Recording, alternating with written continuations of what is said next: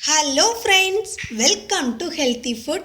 இன்றைக்கி நம்ம ரொம்பவும் ஈஸியாக அதே சமயம் ரொம்பவும் டேஸ்ட்டாக ஒரு சன்னா மசாலா எப்படி பண்ணுறதுன்னு பார்க்கலாம். பேச்சுலர்ஸ் எல்லாம் கண்டிப்பாக அதை ட்ரை பண்ணி பாருங்கள். இது ரொம்பவும் சிம்பிளான மெத்தடுங்க. கண்டிப்பாக ட்ரை பண்ணி பாருங்கள். இதுக்கு 2 பல்லாரி வெங்காயம் போட்டிருக்கேன், நான் 3 பல்ல பூண்டு போட்டிருக்கேன், 2 துண்டு இஞ்சி போட்டிருக்கேன், 2 சின்ன சைஸ் தக்காளி போட்டிருக்கேன். நீங்கள் பெரிய சைஸ் தக்காளியாக இருந்தால் ஒரே ஒரு தக்காளி மட்டும் போடுங்க. அப்போ தான் ரொம்ப டேஸ்ட்டாக இருக்கும், புளிப்பு கரெக்டாக இருக்கும். இப்போ கரம் மசாலா 1 டீஸ்பூன் போட்டிருக்கேன், 2 டீஸ்பூன் மல்லித்தூள் சேர்த்துக்கோங்க,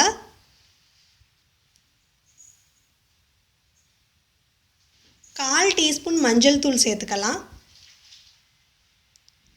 காரத்துக்கு தகுந்த மாதிரி மிளகாய் பொடி. நான் 1 டீஸ்பூன் எனக்கு சரியான அளவாக இருக்குது, அதனால் நான் 1 டீஸ்பூன் சேர்த்துருக்கேன்.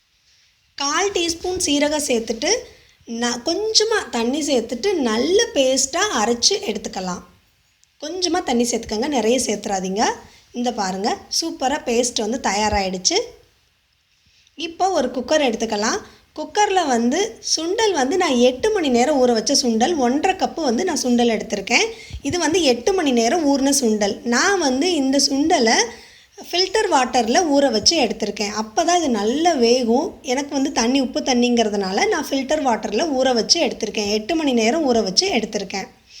இப்போ நம்ம அரைச்சி வச்ச பேஸ்ட்டை உள்ளே சேர்த்துக்கலாம். சுண்டல் நல்லா வெந்துடணும், அப்போ தான் இந்த ரெசிபி சூப்பராக இருக்கும். நல்லா ஊற வைக்காமல் சேர்த்துறாதீங்க, கண்டிப்பாக ஊற வைக்கணும். குறைஞ்சது 6 மணி நேரமாவது ஊற வச்சுட்டு தான் நம்ம சேர்த்தணும். இது ஒரு ஃப்ளேவருக்காக 1 வரமிளகாய் நான் சேர்த்துறேன், 3 கிராம்பு, 2 ஏலக்காய் நான் சேர்த்துறேன். அப்போ தான் நல்ல ஃப்ளேவராக இருக்கும், அந்த மசாலா வாசனையோடு நல்லாயிருக்கும். இதை நம்ம தாளிக்க போகிறது கிடையாது, அதனால் 1 டீஸ்பூன் எண்ணெய் சேர்த்திக்கிறேன். நீங்கள் சமையலுக்கு யூஸ் பண்ணுற எண்ணெய் சேர்த்துறேன். அப்புறமா 1/4 டீஸ்பூன் மட்டும் கொஞ்சமாக உப்பு சேர்த்துக்கோங்க. ஏன்னா உப்பு நிறையா சேர்த்துட்டா சுண்டல் அவ்வளோ சீக்கிரம் வேகாது. அதுக்காக அந்த சுண்டலில் கொஞ்சம் உப்பு சுவை இருக்கணும், அதுக்காக 1/4 டீஸ்பூன் மட்டும் உப்பு. அப்புறம் தேவையான அளவு தண்ணி சேர்த்துக்கோங்க. ரொம்ப ஈஸிங்க, இதை நம்ம தாளிக்க போகிறதெல்லாம் கிடையாது, சட்டுன்னு பண்ணிடலாம், ஈஸியாக பண்ணிடலாம், அவ்வளோதான். இப்போ இதை மூடி போட்டு மூடி 5லேருந்து 6 விசில் விட்டு எடுத்துக்கலாம். ப்ரெஷர்லாம் நல்லா ரிலீஸ் ஆகிடுச்சு. இப்போ ஓப்பன் பண்ணிடலாம். பாருங்கள், சூப்பராக இருக்குது பார்க்கவே. இப்போது இதிலருந்து 2 டேபிள் ஸ்பூன் அளவுக்கு சுண்டலை எடுத்துட்டு கொஞ்சமாக தண்ணி சேர்த்து அரைச்சி பேஸ்ட்டாக பண்ணி இதுக்குள்ளே சேர்த்துக்கலாம். அப்படி சேர்த்துறப்போ கிரேவி கொஞ்சம் திக்காக இருக்கும். இன்னொன்று என்ன அப்படின்னா, இந்த சுண்டலை அரைச்சி சேர்த்துறதுனால நல்லா டேஸ்ட்டாக இருக்கும். அதுக்காக தான் அரைச்சி சேர்த்துட்டு இதை ஒரு 5லேருந்து 10 நிமிஷம் நல்லா கொதிக்க வச்சிடலாம்.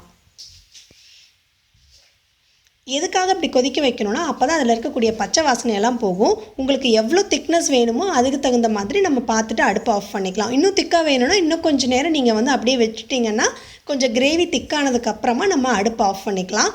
ஆஃப் பண்ணுறதுக்கு முன்னாடி கொஞ்சமாக மல்லி இலை, ஒரு டேபிள் ஸ்பூன் அளவுக்கு மல்லி இலையை கட் பண்ணி தூவிக்கலாம். தூவிட்டு அடுப்பை ஆஃப் பண்ணிடலாம்.